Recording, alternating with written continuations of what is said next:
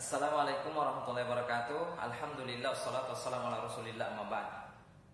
Insyaallah ta'ala di kesempatan video ini kita akan melanjutkan materi materi bahasa Arab kita, khususnya materi ke nahwu, pengantar ilmu nahwunya, di mana alhamdulillah setelah kita pelajari sebelumnya materi berkaitan dengan bab pertama bab pertama atau pasal pertama mengenal isim maksur, mangkus, mamdud dan isim sahih. Sekali lagi mengenal isim maksur, mangkus, mamdud dan isim sahih. Bahkan di video setelahnya juga dan sebelumnya juga telah kami buatkan bagaimana cara mengenal isim maksur, isim mangkus, maksur, mangkus, mamdud dan sahih di dalam Al-Qur'an. Kalian bisa mengulangi kembali melihat materinya setelah kami upload juga. Di sini kami akan sampaikan beberapa menit saja tentang pengulangannya dulu, pengulangan materi bab 1 atau pasal pertama. Kemudian kita akan masuk melanjutkan di bab yang kedua nantinya. Tentunya tema yang baru, semoga kalian bisa memahaminya. Jika kurang dipahami nanti bisa wapri langsung atau komen aja di video yang kami upload nantinya. Baik. Sekarang di pertemuan sebelumnya, beberapa pertemuan sebelumnya telah kita bahas tentang isim maksur, mangkus dan isim mamdud. Di mana ini adalah kesimpulan yang kami akan sampaikan kepada kalian untuk mengulangi, meroja kembali. Pertama, isim ditinjau dari bangunan akhirnya atau huruf terakhirnya itu ada 4 dalam bahasa Arab. Ada istilahnya isim maksur. Apa isim maksur itu? Kata yang diakhiri alif. Kata yang diakhiri alif sebelumnya fathah. Kata yang diakhiri oleh alif sebelumnya fathah. Contohnya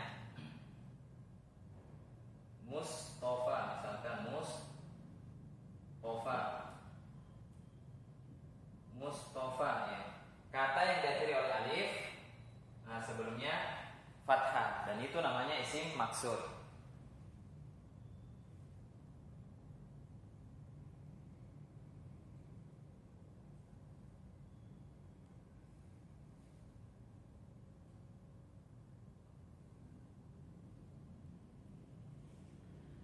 Yang kedua, isim mangkus. Isim mangkus adalah isim yang diakhiri oleh ya sukun begini. Kemudian sebelumnya kasroh. Yang ini yang membedakan isim mangkus, isim maksur dengan isim mangkus. Kalau maksur tadi diakhiri oleh alif sebelumnya fathah. Kalau isim mangkus diakhiri ya sebelumnya kasroh. Contohnya al-qadhi.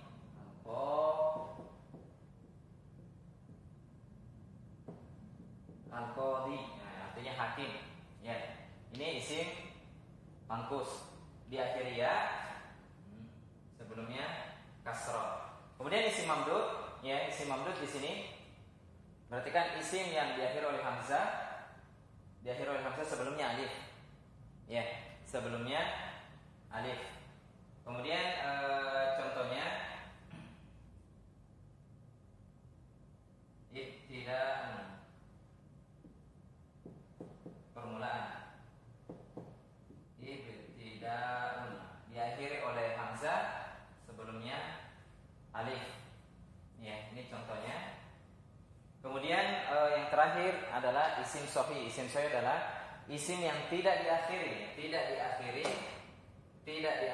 oleh alif hamzah. Contohnya yang paling simpel yang sudah kalian hafal kitabun, simpel kan? Kitabun, lihat huruf terakhirnya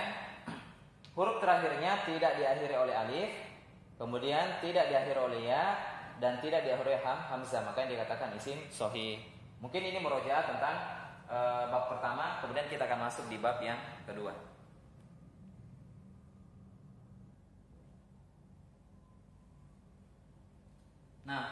Sekarang perhatikan di bab kedua, kalian bisa melihat di buku kalian. Bab kedua ini adalah sebuah materi baru tentang isim. Jadi ini adalah pembahasan isim, kata benar dalam bahasa Arab, mengenal istilah-istilahnya, kemudian dari istilah tersebut memiliki pengertian masing-masing, dan kemudian kita akan kemukakan juga, paparkan contohnya juga. Dan insyaallah ta'ala di video selanjutnya kita akan buat bagaimana cara mencari isim atau isim ditinjau dari jenisnya di dalam ayat Al-Quran maupun hadis Nabi Shallallahu Alaihi Wasallam.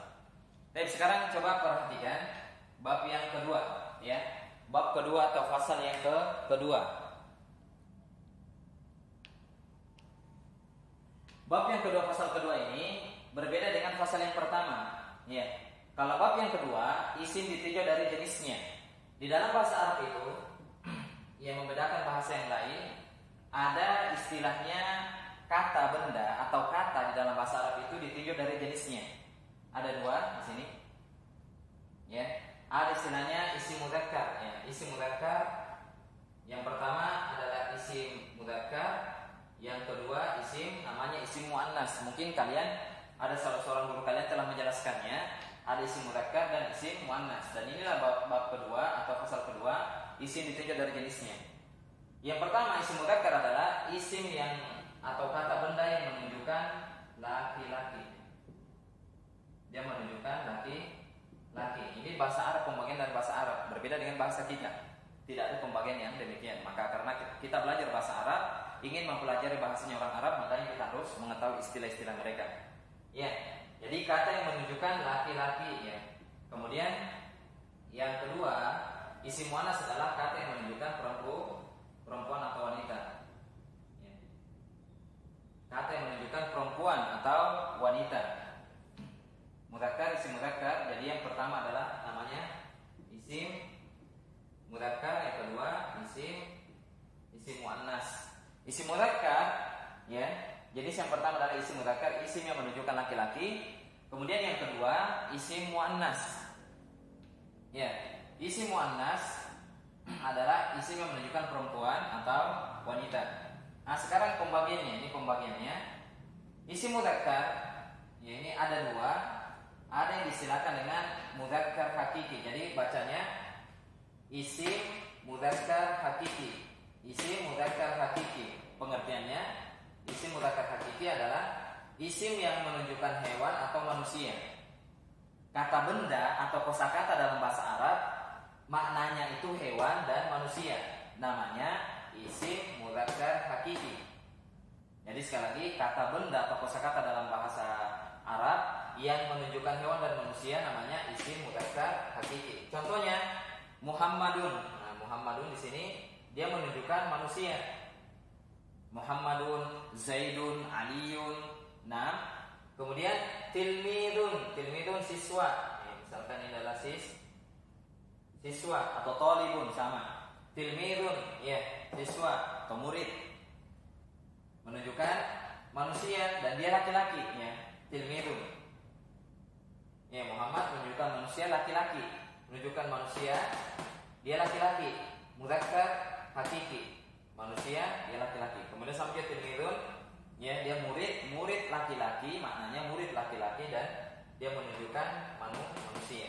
Kemudian yang ketiga, contoh yang ketiga usfurun. Sering burung pipit atau burung kecil itu usfur.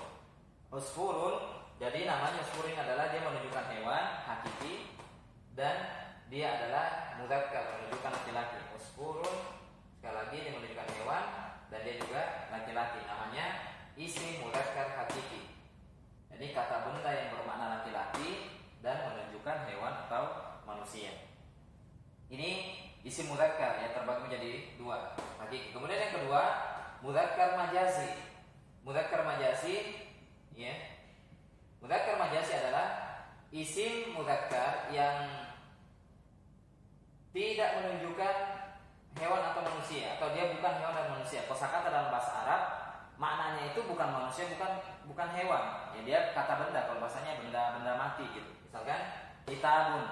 Ini namanya isim mudzakkar majazi. Kitabun, dia bukan hewan dan bukan manusia, namun dia menunjukkan laki-laki dalam bahasa Arab. Kemudian saifun, pedang, saifun pedang, ya. Dia bukan hewan, bukan manusia, namun dia menunjukkan laki-laki. Qamarun, bulan. Ini pedang, ini kosakata baru. Pedang, ini bulan. Baik. Qamarun ini mudzakkar majazi, dia bukan hewan atau manusia, namun dia menunjukkan laki-laki. Dia isim mudzakkar majazi, ya, bukan hewan, bukan manusia.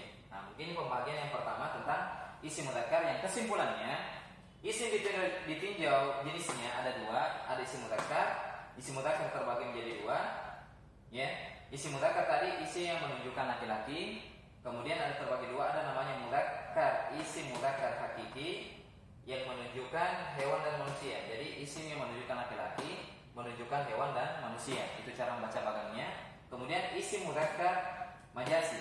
Jadi isim yang menunjukkan laki-laki yang tidak menunjukkan atau yang tidak bermakna hewan atau manusia. Dia tidak bermakna hewan dan manusia. Contohnya kitabun, sayun dan qamarun.